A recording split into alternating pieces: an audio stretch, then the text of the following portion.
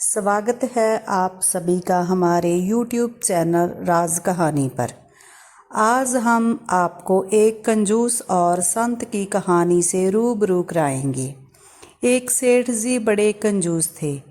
एक दिन उन्होंने दुकान पर अपने बेटे को बैठाकर आप किसी काम के लिए चले गए और बोले कि बिना पैसे लिए किसी को कुछ मत देना, मैं अभी आया।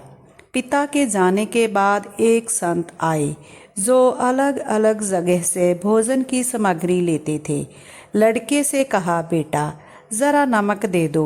लड़के ने संत को डब्बा खोलकर एक चम्मच नमक दे दिया।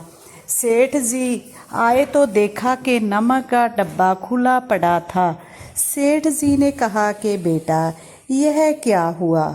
तो बच्चे ने कहा कि यहाँ एक संत आए थे और उन्होंने हमसे नमक मांगा तो मैंने उन्हें एक चम्मच नमक दे दिया।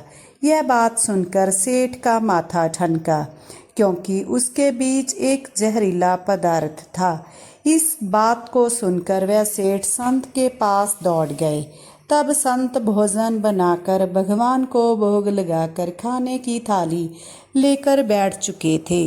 संत जी दूर से ही बोले, महाराज रुकिए, आप जो नमक लाए थे नमक नहीं था बल्कि जहरीला पदार्थ था। कृपा करके आप यह भोजन ना करें। संत जी बोले, भाई हम तो प्रसाद ले लेंगे, क्योंकि भगवान को भोग लगा दिया है। भोग लगाकर हम भोजन छोड़ नहीं सकते। अगर भोग नहीं लगता तो भोजन बेशक छोड़ देते। यह कहकर संत ने भोजन को प्रसाद समझकर खाना शुरू कर दिया। सेठ जी के होश उड़ गए। वह रात भर वहीं बैठे रहे। सेठ को रह रह कर यह चिंता सता रही थी कि अगर संत को कुछ हो गया तो बड़ी बदनामी होगी। रात में अगर तबीयत बिगड़ गई तो क्या बनेगा? यह सोचते सोचते उसे नींद आ गई। सुबह रोज की तरह संत जल्दी उठ गए और नदी में स्नान करने लगे। सेठ जी ने कहा, महाराज तबीयत तो ठीक है? संत बोले, भगवान की कृपा है। और इसके बाद पूजा के लिए वह मंदिर के लिए चले गए।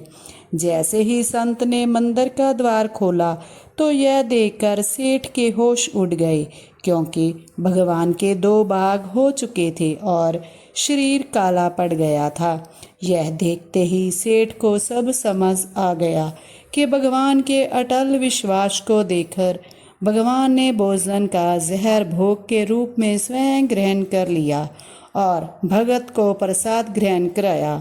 इसके बाद सेठ ने तुरंत घर जाकर बेटे को दुकान सौंप दी और आप संत की शरण में जाकर भगवान की भक्ति से लीन हो गए।